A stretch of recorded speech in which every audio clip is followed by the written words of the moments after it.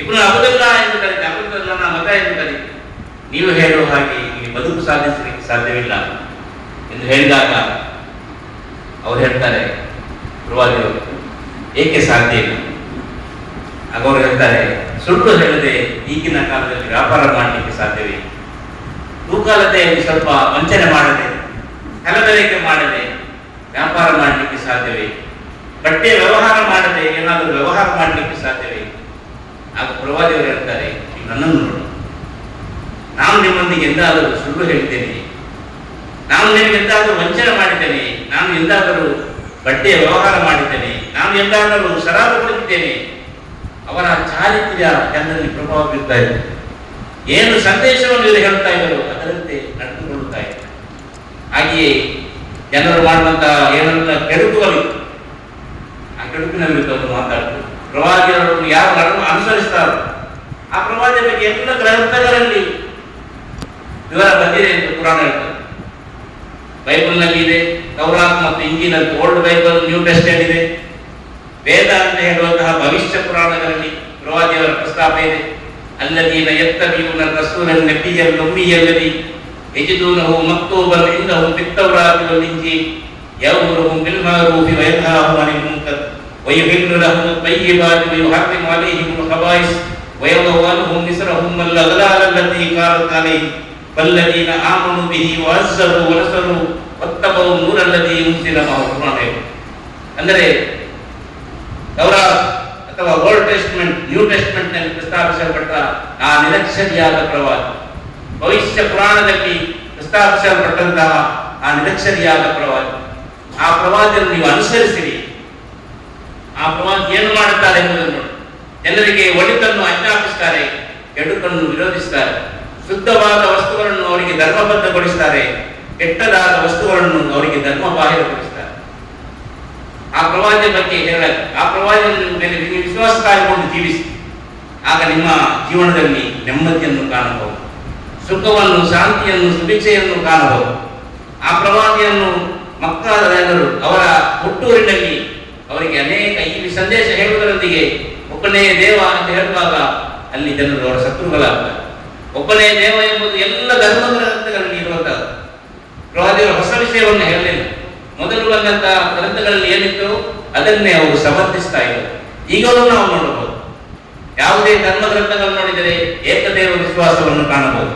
ವೇದಗಳಲ್ಲಿ ಕಾಣಬಹುದು, ಭಗವದ್ಗೀತೆಯಲ್ಲಿ ಕಾಣಬಹುದು, ಇತರ ಪುರಾಣ ಗ್ರಂಥಗಳಲ್ಲಿ ನಾವು ಕಾಣಬಹುದು. ಅದನ್ನೇ ಪ್ರವಾದಿಯವರು ಸಮರ್ಥನೆ ಮಾಡಿದರು. ಈ ಜಗತ್ತಿಗೆ ಸೃಷ್ಟಿಕರ್ತನ ಒಬ್ಬನೇ, ಆ ಸೃಷ್ಟಿಕರ್ತನೇ ನಮ್ಮನ್ನು ನಿಯಂತ್ರಿಸುವವರು. ನಮ್ಮ ಮೇಲೆ ನಮಗೆ ಯಾವುದೇ ನಿಯಂತ್ರಣ ಇಲ್ಲ. ಪ್ರವಾದಿ ಹೇಳಿದ ಮಾತು, ನಿಮ್ಮ ಒಂದು ಕೂದಲು, ಕಪ್ಪಾದ ಕೂದಲು ಬಿಳಿಯಾಗುವುದನ್ನು ತಡೆಯುವ ಸಾಮರ್ಥ್ಯ ನಿಮಗಿಲ್ಲ. ನಿಮ್ಮ ಹಲ್ಲು ಉದುರುವುದನ್ನು ತಡೆಯಲಿಕ್ಕೆ ನಿಮಗೆ ಸಾಧ್ಯವಿಲ್ಲ. ನಿಮ್ಮ ಕಣ್ಣಿಗೆ ದೃಷ್ಟಿಮಾಂದ್ಯ ಬರುವುದನ್ನು ತಡೆಯಲಿಕ್ಕೆ ಸಾಧ್ಯವಿಲ್ಲ. ನಿಮ್ಮ ಚರ್ಮ ಸುಕ್ಕು ಕಟ್ಟುವುದನ್ನು ತಡೆಯಲಿಕ್ಕೆ ಸಾಧ್ಯವಿಲ್ಲ. ನಿಮ್ಮನ್ನು ನಾಳೆ ಮರಣಗೊಳಿಸಲಾಗುವುದು, ಅದರಿಂದ ನಿಮಗೆ ತಡೆಯಲಿಕ್ಕೆ ಸಾಧ್ಯವಿಲ್ಲ. ಅಂದರೆ ನಮ್ಮ ನಿಯಂತ್ರಣ ಆ ದೇವನ ಕೈಯಲ್ಲಿದೆ. ಆ ದೇವರನ್ನು ನೀವು ಆರಾಧಿಸಿರಿ. ನಿಮ್ಮ ದೇಹದಲ್ಲಿ ಆತ್ಮವನ್ನಿಟ್ಟವನು ಯಾರು? ಆ ದೇವನೇ ನಿಮ್ಮ ದೇವನು, ನಿಮ್ಮ ಪರಮಾತ್ಮನು. ಅವನು ಅಗೋಚರನಾಗಿದ್ದಾನೆ, ಅವನು ಕಾಣುವುದಿಲ್ಲ, ನಮ್ಮ ಪಂಚೇಂದ್ರಕ್ಕೆ ನಿಲುಕುವುದಿಲ್ಲ. ಆ ದೇವರ ಮೇಲೆ ವಿಶ್ವಾಸವಿರಿಸಿ. ನಮ್ಮ ಎಲ್ಲ ಕರ್ಮಗಳನ್ನು ಆ ದೇವಚರರು ಬರೆದಿಡುತ್ತಾರೆ. ನಾವು ಒಳಿತು ಮಾಡಿದರೆ ಒಳಿತಿನ ಗ್ರಂಥದಲ್ಲಿ, ಕೆಡುಕು ಮಾಡಿದರೆ ಕೆಡುಕುಗಳ ಪುಟದಲ್ಲಿ ಅದನ್ನು ಬರೆದಿಡುತ್ತಾರೆ. ನೆನಪಿಡಿ, ನಾಳೆ ಪರಲೋಕದಲ್ಲಿ ನಿಮ್ಮ ಮರಣಾನಂತರ ದೇವರನ್ನು ಉತ್ತರ ಕೊಡಬೇಕು. ಎಲ್ಲಿಯವರೆಗೆ ಪರಲೋಕ ವಿಶ್ವಾಸ, ಹೆಣ್ಣು ಮಕ್ಕಳನ್ನು ಜೀವಂತವಾಗಿ ಹೂಡುತ್ತಿದ್ದಂತಹ ಸಮುದಾಯ. ಅವರೊಂದಿಗೆ ಪ್ರವಾದಿ ಹೇಳಿದರು, ಆ ಹೆಣ್ಣು ಮಗುವಿನೊಂದಿಗೆ ಕೇಳಲಾಗುವುದು, ಯಾವ ತಪ್ಪಿಗಾಗಿ ನಿನ್ನನ್ನು ಕೊಲ್ಲಲಾಯಿತು ಎಂದು. ನಾಳೆ ಪರಲೋಕದಲ್ಲಿ ಭ್ರೂಣ ಹತ್ಯೆ ಇಂದು ಕೂಡ ಇದೆ ಜಗತ್ತಿನಾದ್ಯಂತ. ನಮಗೆ ಗಂಡು ಮಕ್ಕಳೇ ಬೇಕೆಂಬುದು ಅದು ಅಜ್ಞಾನ ಕಾಲದ, ಅನಾಗರಿಕ ಕಾಲದ ಒಂದು ಸಂಪ್ರದಾಯವಾಗಿದೆ. ಆದರೆ ಇಂದು ಆಧುನಿಕ ಯುಗದಲ್ಲೂ ಕೂಡ ಹೆಣ್ಣು ಮಕ್ಕಳನ್ನು ಇಷ್ಟಪಡುವುದಿಲ್ಲ. ಹೆಣ್ಣು ಮಕ್ಕಳನ್ನು ತಾಯಿಯ ಗರ್ಭದಲ್ಲಿ ಹಿಸುಕಿ ಹಾಕುವಂತಹ, ಹೊಸಿಕೆ ಹಾಕುವಂತಹ ಒಂದು ಸಂಪ್ರದಾಯ ಬೆಳೀತಾ ಇದೆ. ಆದರೆ ಆ ಮಗುವಿಗೆ, ಹೆಣ್ಣು ಮಗುವಿಗೆ ಅವಳಿಗೆ ಜನ್ಮ ಕೊಟ್ಟು, ಅವಳಿಗೆ ವಿದ್ಯಾಭ್ಯಾಸ ಕೊಟ್ಟು, ಅಂತಹ 3 ಹೆಣ್ಣು ಮಕ್ಕಳನ್ನು ನೀವು ಅವರಿಗೆ ಮದುವೆ ಮಾಡಿಕೊಟ್ಟು ನೀವು ಕಳುಹಿಸಿದರೆ ನಿಮಗೆ ಸ್ವರ್ಗವಿದೆ ಎಂಬ ಸುವಾರ್ತೆಯನ್ನು ನೀಡಿ, ಆ ಹೆಣ್ಣಿಗೆ ಆಸ್ತಿಯಲ್ಲಿ ಹಕ್ಕನ್ನು ಕೊಡಿಸಿದರು. ಮನುಷ್ಯರಲ್ಲೇ ಸಮಾನವಾಗಿ ಕಾಣಲು ಕಲಿಸಿಕೊಟ್ಟರು. ಹಾಗೆಯೇ ಅವರ ವಿಶ್ವಾಸ ಬದಲಾಯಿತು.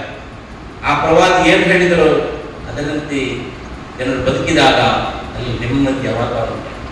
ಮಕ್ಕಾದಿಂದ ಜನರು ಓಡಿಸಿದಾಗ, ಮದೀನಾಕ್ಕೆ ವಲಸೆ ಹೋದಾಗ ಅಲ್ಲೇ ಜನರು ಸ್ವಾಗತಿಸಿದರು.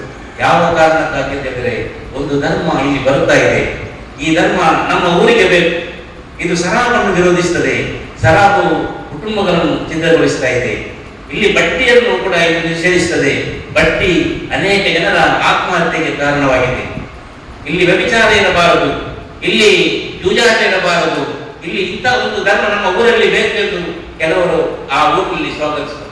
ಈ ಸಂದೇಶವನ್ನು ಕೇಳಿ ಆ ಮದೀನಾದ ಜನರು, ಎಲ್ಲ ಜನರು, ಯಹೂದಿಗಳು, ಕ್ರೈಸ್ತರು, ಅಲ್ಲಿಯ ಅಗ್ನಿ ಆರಾಧಕರು, ಕುರೈಶಿಗಳು, ಹೀಗೆ ಎಲ್ಲ ಜನರು ಕೂಡ ಈ ಪ್ರವಾದಿಯನ್ನು ಸ್ವಾಗತಿಸಿ ಅದಕ್ಕೆ ಒಂದು ಪ್ರಾಕ್ಟಿಕಲ್ ಆಗಿ ಹೇಗೆ ಧರ್ಮ ಅಂತ ಹೇಳಿದರೆ, ಧರ್ಮ ಅಂತ ಹೇಳಿದರೆ ಸತ್ಯ, ಧರ್ಮ ಅಂತ ಹೇಳಿದರೆ ನ್ಯಾಯ, ಧರ್ಮ ಅಂತ ಹೇಳಿದರೆ ಒಳಿತು, ಧರ್ಮ ಅಂತ ಹೇಳಿದರೆ ಒಳ್ಳೆಯ ಮಾತುಗಳು, ಪರಸ್ಪರ ಸೌಹಾರ್ದದಿಂದ ಬಾಳುವಂತಹ ಸಂದೇಶವಾಗಿದೆ ಎಂದು ತೋರಿಸಿಕೊಟ್ಟು, ಒಟ್ಟಿನಲ್ಲಿ ಆ ಊರು, ಆ ಪ್ರದೇಶ ಹೇಗಾಯ್ತು ಅಂತ ಹೇಳಿದರೆ, ಯಾರಿಗೂ ಒಬ್ಬನೇ ಒಬ್ಬ ಬೇಡುವವನು ಇರಲಿಲ್ಲ, ಒಬ್ಬನೇ ಒಬ್ಬ ಕಳ್ಳ ಇರಲಿಲ್ಲ, ಒಬ್ಬನೇ ಒಬ್ಬ ರೋಗಿ ಇರಲಿಲ್ಲ.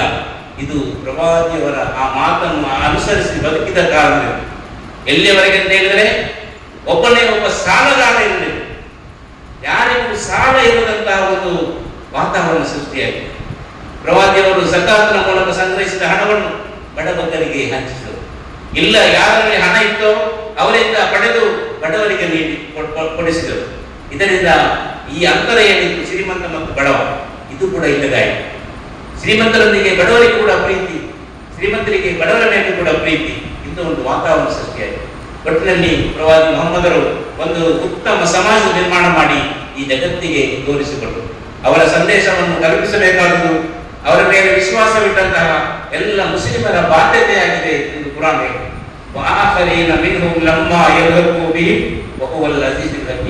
ಈ ಸಂದೇಶ ಈ ಜಗತ್ತಿನಲ್ಲಿ ಎಲ್ಲೆಲ್ಲ ಸೂರ್ಯ ಉದಯಿಸಿ ಅಸ್ತಮಿಸ್ತದೋ ಆ ಎಲ್ಲ ಪ್ರದೇಶಕ್ಕೆ ತಲುಪಬೇಕಾದ ಸಂದೇಶ ಎಂದು ಕುರಾನ್ ಹೇಳಿದೆ. ಒಂದು ವೇಳೆ ಮುಸ್ಲಿಮರು ಮಾಡದಿದ್ದರೆ ದೇವನು ಅದನ್ನು ಮಾಡುತ್ತಾನೆ ಎಂಬ ಎಚ್ಚರಿಕೆಯನ್ನು ಕೂಡ ಕುರಾನ್ ಕೊಟ್ಟಿದ್ದಾರೆ. ಈ ಸಂದೇಶ, ಈ ಕಾರ್ಯಕ್ರಮದ ಉದ್ದೇಶ ಕೂಡ ಅದುವೇ.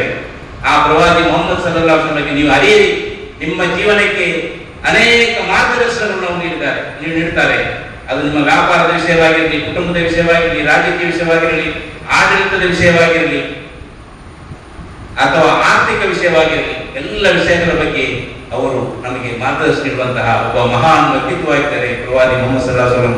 ಅವರ ಬಗ್ಗೆ ನಾವು ತಿಳಿದು ಅವರನ್ನು ಅನುಸರಿಸುವ ಎಂದು ಹೇಳುತ್ತಾ ನನ್ನ ಮಾತಿಗೆ ವಿರಾಮ ಹಾಕ್ತಾನೆ. ಸರ್ವಶಕ್ತನಾದ ಅಲ್ಲಾಹ್ ಅನುಗ್ರಹಿಸಲಿ. ವಆಖಿರು ದಅವಾನಾ ಅಲ್ಹಮ್ದುಲಿಲ್ಲಾಹಿ ರಬ್ಬಿಲ್ ಆಲಮೀನ್. ಸರ್ವ ಸ್ತುತಿಯು ಸರ್ವ ಲೋಕಗಳ ಪ್ರಭುವಾದ ಅಲ್ಲಾಹನಿಗೆ ಸಲ್ಲಿಸಲಿ. ಪ್ರಶ್ನೆಗಳಿಗೆ ಆದರೆ ಅನಿಸಿಕೆಗಳು ಒಂದು ಧ್ಯೇಯವಾಕ್ಯ ಇದೆ, ಅಹಂ ಬ್ರಹ್ಮಾಸ್ಮಿ. ಪ್ರತಿ ಮನುಷ್ಯನು ತನ್ನನ್ನೇ ತಾನು ದೇವರನ್ನು ಕಂಡಾಗ ಆತನಿಗೆ ಯಾವುದೇ ತೊಂದರೆ ಪ್ರಪಂಚದಿಂದ ಆಗುತ್ತದೆ. ಹಾಗಾಗಿ ಇಲ್ಲಿ ಧರ್ಮ ನಿರಪೇಕ್ಷತೆ ಇರಬೇಕಾಗ್ತದೆ. ಆ ಧರ್ಮ, ಈ ಧರ್ಮ, ಯಾವುದೇ ಧರ್ಮಗಳಿರ್ತದೆ, ಎಲ್ಲವೂ ನೀವು ಹೇಳಿದಾಗ ಎಲ್ಲ ವಿಷಯಗಳನ್ನು ಒಳಗೊಂಡ ಒಂದು ಉತ್ತಮವಾದಂತಹ ಒಂದು ನೀತಿ ವಾಕ್ಯವಾಗಿದೆ, ಜೀವನ ಧರ್ಮ. ನಾನು ಕೇಳಿದ್ದೇನೆ, ಪ್ರವಾದಿ ಮೊಹಮ್ಮದರು ಮೊದಲಾಗಿ ಜನಿಸಿದಾಗ ನೀವು ಮದ್ಯವನ್ನು ಕುಡಿಬೇಡಿ ಅಂದ್ರಂತೆ. ಆಗ ಮದ್ಯವನ್ನು ಕುಡಿಯುತ್ತಿದ್ದ ಎಲ್ಲ ಜನರು ಅದನ್ನು ವಾಂತಿ ಮಾಡಿದ್ದಾರೆ. ಹಾಗೆ ವಾಂತಿ ಮಾಡುವಾಗ ಮದ್ಯದ ಹೊಳೆಯೇ ಹರಿಯುತ್ತದೆ. ಅನಂತರ ಮದ್ಯವನ್ನು ಯಾರು ಮುಟ್ಟಲೇ ಇಲ್ಲವು. ಹೀಗೆ ಅಂದರೇನು, ನಾವು ನಮ್ಮ ಬದುಕಿನಲ್ಲಿ ಉತ್ತಮವಾಗಿ ಬಾಳುವ, ಅದಕ್ಕೆ ಸದ್ವೃತ್ತ ಅಂತ ಹೇಳ್ತಾರೆ ವೈದಿಕದಲ್ಲಿ ಸಹ. ಅಂತಹ ಸದ್ವೃತ್ತವನ್ನು ಪಾಲಿಸುವಂತಹ ನಿಯಮಾವಳಿಗಳು ಧರ್ಮ ನಿರಪೇಕ್ಷ ಎಲ್ಲಾ ಧರ್ಮಗಳಲ್ಲೂ ಇರುವ ಕಾರಣ ಇಲ್ಲಿ ಈ ನಮ್ಮ ಏನು ಸೌಹಾರ್ದಪೂರ್ಣ ಒಟ್ಟಾಗಿ ಇರುವಿಕೆ, ಮಾನವ ಅನ್ನುವಂಥದ್ರಲ್ಲಿ ಕೇವಲ ಆತ್ಮ ಮತ್ತು ಹೃದಯ ಬಿಟ್ಟರೆ ಬೇರೆ ಯಾವುದೂ ಇಲ್ಲ. ಆದ್ದರಿಂದ ಅಲ್ಲಿ ಬೇರೆ ಬೇರೆ ಕವಲುಗಳ ಅಗತ್ಯ ಇಲ್ಲ. ಹಾಗಾಗಿ ಒಳ್ಳುಡಿ ಮತ್ತು ಉತ್ತಮ ನಡೆ ನುಡಿ ಇತ್ಯಾದಿಗಳು ಇರುವ ಹಾಗೆ ಮಾಡುವಂಥದ್ದು ನಮ್ಮೆಲ್ಲರ ಕರ್ತವ್ಯ ಅನ್ನುವ ನಿಮ್ಮ ಮಾತಿನ ನಿತ್ಯ ಸತ್ಯವನ್ನು ನಾನು ಅನುಮೋದಿಸ್ತೇನೆ. ಅಂದ್ರೆ ನಮ್ಮ ಸಮಾಜದಲ್ಲಿ ಒಳಿತು ಇದ್ದರೆ ಮಾತ್ರ ಅಲ್ಲಿ ಒಳ್ಳೆತನ ಇರ್ತದೆ. ನಾವು ಹೇಳ್ತೇವೆ ಈಗ ರಾಜಕೀಯ ಅಂತ ಹೇಳಿದರೆ ಅಥವಾ ಆಡಳಿತದಲ್ಲಿ ಲಂಚ, ಭ್ರಷ್ಟಾಚಾರ ಇದೆಲ್ಲ ಬರಲಿಕ್ಕೆ ಕಾರಣ ಏನು? ಮನುಷ್ಯನಿಗೆ ದೇವರ ಮೇಲಿನ ಆ ಭಯ ಇಲ್ಲದೆ ಇದೆ. ಎರಡನೇದಾಗಿ ನನ್ನ ಮರಣಾನಂತರ ನನ್ನ ದೇವರ ಮುಂದೆ ನನ್ನ ಈ ಧರ್ಮಗಳ ಬಗ್ಗೆ ಉತ್ತರ ಕೊಡಬೇಕಿದೆ ಎಂಬ ಪ್ರಜ್ಞೆ ಇಲ್ಲದೆ ಇಂಥ ಒಂದು ಪ್ರಜ್ಞೆ ಉಂಟಾದರೆ ಆ ಸಮಾಜದಲ್ಲಿ ಎಲ್ಲ ಒಳಿತುಗಳು ರಾರಾಜಿಸುತ್ತವೆ. ಈ ಕೆಡುಕುಗಳು ಹೇಗೆ ವ್ಯಾಪಕವಾಗ್ತಾ ಇದೆ? ಕೆಡುಕುಗಳ ಬಗ್ಗೆ ಎಲ್ಲ ಧರ್ಮಗಳಲ್ಲಿ ಸಮಾನ ಅಭಿಪ್ರಾಯ. ಯಾವುದು ಸಾಮಾಜಿಕ ಕೆಡುಕು ಅಂತ ಹೇಳ್ತೇವೆ, ಇದು ಡಾಕ್ಟರ್ ಸರ್ ಹೇಳಿದರು. ಶರಾಬು ಕೇವಲ ಮುಸ್ಲಿಮರನ್ನು ಬಾಧಿಸುವಂಥದ್ದಲ್ಲ, ಈ ಸಮಾಜವನ್ನು ಕೆಡಿಸುವಂತಹ ವಸ್ತು. ಬಡ್ಡಿ ನೀವು ನೋಡಿ, ಬಡ್ಡಿ ಎಂಬುದು ಸಮಾಜದ ಅನೇಕ ಕುಟುಂಬಗಳನ್ನು ನಾಶ ಮಾಡ್ತದೆ, ಅನೇಕರ ಆತ್ಮಹತ್ಯೆಗೆ ಕೂಡ ಕಾರಣ ಆಗ್ತದೆ. ಹಾಗೆ ವ್ಯಭಿಚಾರ ಆ ಸಮಾಜದ ಕೆಟ್ಟ ವಾತಾವರಣವನ್ನು ಸೃಷ್ಟಿಸುತ್ತದೆ. ದುರ್ಗಾಲತೆಯಲ್ಲಿ ವಂಚನೆ ಮಾಡುವಂಥದ್ದು, ಹಾಗೆಯೇ ಶೋಷಣೆ ಮಾಡುವಂಥದ್ದು, ಅಸಮಾನತೆ ಎಂಬುದು ಇದೆಲ್ಲವನ್ನು ಹೋಗಲಾಡಿಸಬೇಕಾದ್ರೆ ಮನುಷ್ಯ ಹೃದಯದಲ್ಲಿ ದೇವರ ನಿಜವಾದ ಕಲ್ಪನೆ ಮೂಡಬೇಕು. ನಾಳೆ ನನ್ನ ದೇವನ ಮುಂದೆ ಉತ್ತರ ಕೊಡಲಿಕ್ಕಿದೆ ಎಂಬ ಪ್ರಜ್ಞೆ ಮೂಡಬೇಕು. ಹಾಗಿದ್ದರೆ ಮಾತ್ರ ಅವನು ನಿಯಂತ್ರಿಸಲಿಕ್ಕೆ ಯಾವುದೇ ಪೊಲೀಸ್ ಆಗಲಿ ಮಿಲಿಟರಿ ಆಗಲಿ ಅಗತ್ಯವಿಲ್ಲ. ಪ್ರವಾದಿಯವರು ಕಲಿಸಿಕೊಟ್ಟ ಆರಾಧನಾ ಕ್ರಮ ಹೇಗೆ ತಿಳಿದರೆ, ನೀನು ನಿರಾಕಾರನಾದ ದೇವರನ್ನು ಆರಾಧಿಸು. ನೀನು ದೇವರನ್ನು ನೋಡದಿದ್ದರೂ ಕೂಡ ಆ ದೇವರು ನಿನ್ನನ್ನು ಸದಾ ನೋಡುತ್ತಿದ್ದಾನೆ. ಆ ದೇವರು ನಿನ್ನನ್ನು ನೋಡುತ್ತಿದ್ದಾನೆ. ನಮಾಜಿನ ಮೂಲಕ, ಉಪವಾಸದ ಮೂಲಕ, ಕುರಾನ್ ಓದುವ ಮೂಲಕ ನೀವು ನಿಮ್ಮ ಹೃದಯದಲ್ಲಿ ದೇವರು ನನ್ನನ್ನು ನೋಡುತ್ತಿದ್ದಾನೆ ಎಂಬ ಪ್ರಜ್ಞೆಯನ್ನು ಬೆಳೆಸಿ ಆ ಸಮಾಜವನ್ನು ನಿಯಂತ್ರಿಸಿದ್ದು ಕೂಡ ಅಲ್ಲಿ ಪೊಲೀಸು ಮಿಲಿಟರಿ ಅಲ್ಲ, ಮನುಷ್ಯನ ಅಂತರಾಳದಲ್ಲಿರುವ ಆ ಏಕದೇವ ವಿಶ್ವಾಸ, ಆ ಪರಲೋಕ ವಿಶ್ವಾಸವಾಗಿದೆ. ಆದ್ದರಿಂದ ನಾವು ಧರ್ಮದ ಬಗ್ಗೆ ಹೆಚ್ಚು ಅಧ್ಯಯನ ಮಾಡಬೇಕು. ಧರ್ಮ ಗ್ರಂಥಗಳು, ದೊಡ್ಡ ದೊಡ್ಡ ಗ್ರಂಥಗಳು, ಅದು ಕುರಾನ್ ಮಾತ್ರ ಅಂತ ಹೇಳುವುದಲ್ಲ, ಬೈಬಲ್ ಆಗಲಿ ಅಥವಾ ವೇದ ಗ್ರಂಥಗಳಾಗಲಿ, ಭಗವದ್ಗೀತೆ ಆಗಲಿ, ಇದರಲ್ಲೆಲ್ಲ ಒಳ್ಳೆ ಒಳ್ಳೆಯ ಸಂದೇಶಗಳಿವೆ. ಆ ಸಂದೇಶವನ್ನು ನಾವು ಅರಿಯುವುದಿಲ್ಲ, ಪರಸ್ಪರ ವಿಚಾರ ವಿನಿಮಯ ಮಾಡುವುದು. ಇದು ನಮ್ಮ ಸಮಾಜದಲ್ಲಿ ಕಾಣುವಂತಹ ಕೊರತೆ. ಹಾಗೆ ಒಂದು ವೇದಿಕೆಯಲ್ಲಿ ಕುರಾನನ್ನು ಹೇಳುವ, ಭಗವದ್ಗೀತೆಯನ್ನು ಹೇಳುವ, ಮಹಾಭಾರತವನ್ನು ಹೇಳುವ ಇಂಥ ಒಂದು ವಾತಾವರಣ ಈ ದೇಶದಲ್ಲಿ ಸೃಷ್ಟಿಯಾಗಬೇಕು. ಜಮಾತ್ ಇಸ್ಲಾಮಿ ಇಡೀ ದೇಶದಾದ್ಯಂತ ಈ ಮುಂದಿನ 4 ವರ್ಷಗಳಲ್ಲಿ ಇಂತಹ ಕಾರ್ಯಕ್ರಮಗಳನ್ನು ಹಮ್ಮಿಕೊಂಡಿದೆ. ಒಂದೇ ವೇದಿಕೆಯಲ್ಲಿ ಕುರಾನ್ನ ಬೋಧನೆ, ಅಲ್ಲಿ ಬೈಬಲ್ನ ಬೋಧನೆ, ಅಲ್ಲಿಯೇ ಏನು ಭಗವದ್ಗೀತೆಯ ಬೋಧನೆ ಬರಬೇಕು. ಹಾಗಿದ್ದರೆ ಮಾತ್ರ ಎಲ್ಲರಿಗೂ ಕೂಡ ಧರ್ಮ ಏನು ತಿಳಿಯಲಿಕ್ಕೆ ಸಾಧ್ಯ ಎಂಬುದನ್ನು ಅದು ಆ ಕಾರ್ಯಕ್ರಮದಲ್ಲಿ ಹಂಚಿಕೊಂಡು ತಾವೆಲ್ಲರೂ ಮುಂದಿನ ದಿನಗಳಲ್ಲಿ ಜಮಾತ್ ಇಸ್ಲಾಮಿ ನಡೆಸುವ ಆ ಕಾರ್ಯಕ್ರಮಕ್ಕೆ ಸಹಕಾರವನ್ನು ನೀಡಬೇಕೆಂದು ಕೂಡ ವಿನಂತಿಸ್ತಾ ಇದ್ದೇನೆ. ನಾವಿಲ್ಲಿ ಹಿಂದೂ ಮುಸ್ಲಿಂ ಎಲ್ಲ ಒಂದಾಗಿ ಸೇರಿದ್ದೇವೆ. ಜಾತಿ ಮತ ನಮ್ಮಲ್ಲಿ ಬೇರೆ ಬೇರೆ ಉಂಟು. ಆದರೆ ನಾವು ಜಾತಿ ಮತ ಆ ಆಧಾರದಲ್ಲಿ ನಡೆಯುವುದಿಲ್ಲ. ಜಾತಿಯನ್ನು ಬಿಟ್ಟು ನಾವು ಮಾತಾಡ್ತೇವೆ, ಧರ್ಮವನ್ನು ಬಿಟ್ಟು ನಾವು ಬೇರೆ ಬೇರೆ ಮಾತಾಡ್ತೇವೆ. ನಮ್ಮಲ್ಲಿ ಜಗಳ, ಕಿಚ್ಚು, ಮತ್ಸರ ಎಲ್ಲ ಇದೆ. ಅದನ್ನು ಪರಿವರ್ತನೆ ಯಾರಿಂದಲೂ ಸಾಧ್ಯ ಇಲ್ಲ. ಯಾವ ಧರ್ಮ ಹೋದ್ರೂ ನಾವು ಅದರಲ್ಲಿ ಸಕ್ಸಸ್ ಆಗುವುದಿಲ್ಲ. ಗಾಂಧೀಜಿಯವರು ಹೇಳ್ತಾರೆ, ಹಿಂದೂ ಮುಸ್ಲಿಂ ಕ್ರೈಸ್ತರೆಲ್ಲರೂ ಒಂದೇ ಭಾರತ ಮಂದಿರ, ಛಾತಿ ತಾತನು ಗಾಂಧಿ ತಾತನು ಎದೆಯ ಬಾನಿನ ಕಂದೀರ, ಇಂದು ನಾಳೆಗೆ ನಾಳೆ ಹಿಡಿದು ಮನಸ್ಸು ನಮ್ಮ ಮನಸ್ಸಿನ ಸುಂದರ ಅಂತ ಹೇಳ್ತಾರೆ. ಆದ್ರೆ ಗಾಂಧೀಜಿಯವರು ಹೇಳಿದ ಮಾತಿರ್ಬೇಕು. ಅದು ನಾನು ಕ್ರಿಶ್ಚಿಯನ್, ನನಗೂ ಅನಿಸ್ತದೆ, ನೀವು ಮುಸ್ಲಿಂ ನಿಮ್ಗೂ ಅನಿಸುತ್ತೆ, ಇಲ್ಲಿ ಹಿಂದೂಗಳಿದ್ದಾರೆ ಅವರಿಗೆ ಅನಿಸ್ತದೆ. ಆದ್ರೆ ನಾವು ಯಾಕೆ ಹೋರಾಡ್ತೇವೆ? ಧರ್ಮ ಬೇಗ ಯಾವುದು ಹೋರಾಡ್ತೇವೆ ನಾವು? ಯಾಕೆ ಬೇಕಿತ್ತು ನಮಗೆ? ಈ ಗಾಂಧೀಜಿಯವರು ಯಾಕೆ ಮಾಡಿದ್ರು ನಮಗೆ? ಸತ್ಯ ಧರ್ಮ ಇಲ್ವಾ? ಉಂಟು. ಆದರೆ ನಾವು ಅಧರ್ಮ ದಾರಿಯಿಂದ ನಡೀತಾ ಇದ್ದೇವೆ. ನಮ್ಮಲ್ಲಿ ಸತ್ಯ ಭೂಭಾಗ ಯಾವುದೂ ಇಲ್ಲ. ನಾವು ಯಾಕೆ ಹೀಗೆ ಮಾಡ್ತೇವೆ? ನಮ್ಮನ್ನೇ ನಾವು ಪರಿವರ್ತಿಸಿಕೊಳ್ಳಬೇಕು. ದೇವರ ಜ್ಞಾನ ಖಂಡಿತ ಇದೆ. ದೇವರ ದಾರಿಯಿಂದ ನಡೆದರೆ ನಾವು ಸತ್ಯವಾದ ದಾರಿಯಿಂದಲೇ ನಡೆಯುತ್ತೇವೆ.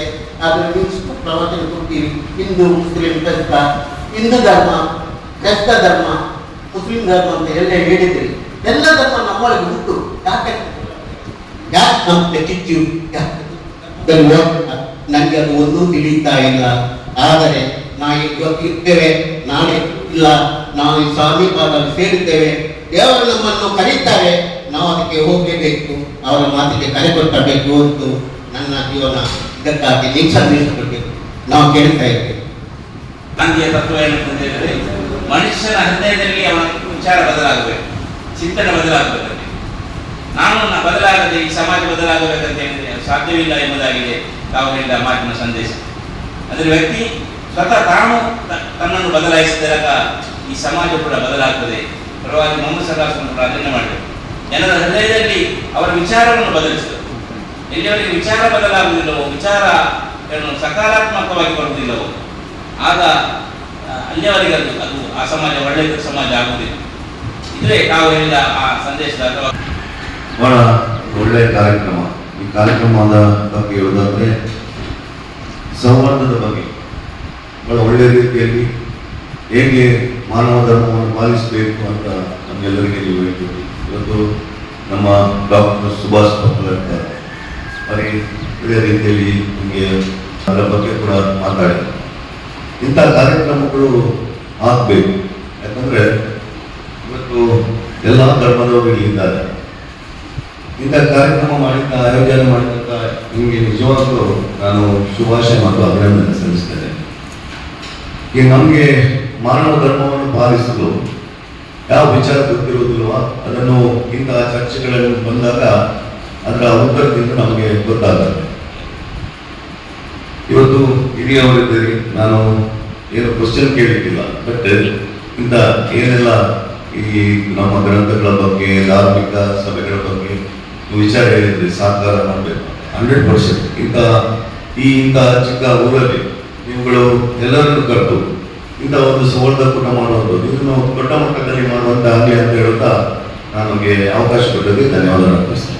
ಇಂತಹ ಒಂದು ಸಮುದಾಯದ ಕೂಟವನ್ನು ಏರ್ಪಡಿಸಿದಂಥ ಮುಖ್ಯವಾಗಿ ನಮ್ಮ ಪ್ರಾಂಶುಪಾಲರು ಹಾಗೂ ಎಲ್ಲ ಸಿಬ್ಬಂದಿಗಳನ್ನು ಧನ್ಯವಾದ ಅಭಿನಂದಿಸುತ್ತೇನೆ.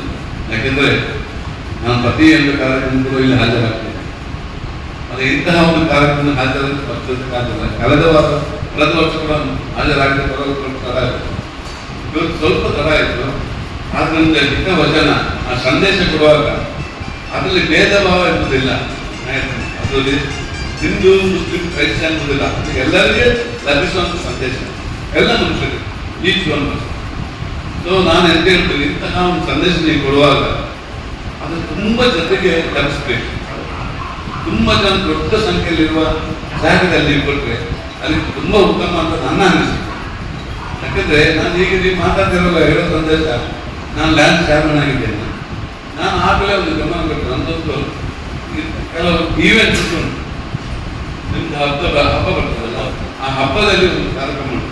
ಆಗ ನಾನು ಮಾಸಿಗೆ ಹೇಳಿ ನಿಮ್ಮನ್ನು ಕರಿಬೇಕಂತ ನಾನು ಆಲೋಚಿಸ್ತೇನೆ. ಯಾಕೆಂದರೆ ಧರ್ಮದ ಬಗ್ಗೆ ಅದು ಹಿಂದೂ ಮುಸ್ಲಿಂ ನಾನು ಅದೇ ಹೇಳುತ್ತಿಲ್ಲ, ಮನುಷ್ಯ ಹೇಗೆ ಜೀವಿಸಬೇಕು ಎಂಬ ಸಂದೇಶದಲ್ಲಿ ಬಂತು. ಅದೇ ಒಂದು ಸಂದೇಶ.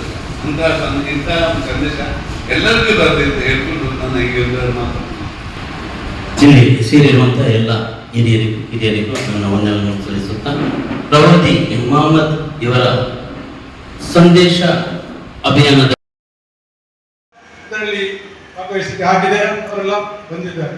ನಿಜವಾಗಿಯೂ ನಾವು ನಿಮಗೆ ಕೃತಜ್ಞತೆಯನ್ನು ಅರ್ಪಿಸುತ್ತೇನೆ. ಇದು ಜಮಾತ್ ಇಸ್ಲಾಮಿ ಹಿಂದ್ ಇದರ ಕಾರ್ಯಕ್ರಮ, ಯೂಸುಫರ ಕಾರ್ಯಕ್ರಮ ಅಲ್ಲ.